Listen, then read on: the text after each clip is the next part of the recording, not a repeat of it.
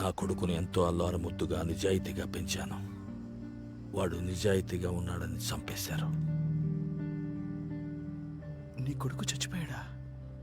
వాడి సావుకి నేనే కారణం. అది ఆలోచించి ఆలోచించి నా వల్ల కాలేదు. కొడుకు కదా,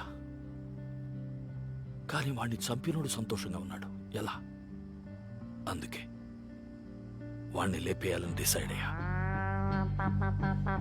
లేపేశా. నీ కొడుకుని చంపాడు, బదులుగా నువ్వు చంపేశావు. ఓకే, మరి ఆందివే నన్నెందుకయ్యా పట్టుకోవచ్చు? ఏం లేదు, నువ్వు చాలా రోజులుగా నన్ను ఇరిటేట్ చేస్తున్నావు. నీ సంగతి ఒకరోజు తేల్చాలని నిర్ణయించుకున్నాను. ఈరోజు దేవుడే నిన్ను చూసి నా ముందుకు తెచ్చి నిలబెట్టాడు. అప్పుడు కూడా నిన్ను వదిలేద్దామని అనుకున్నా,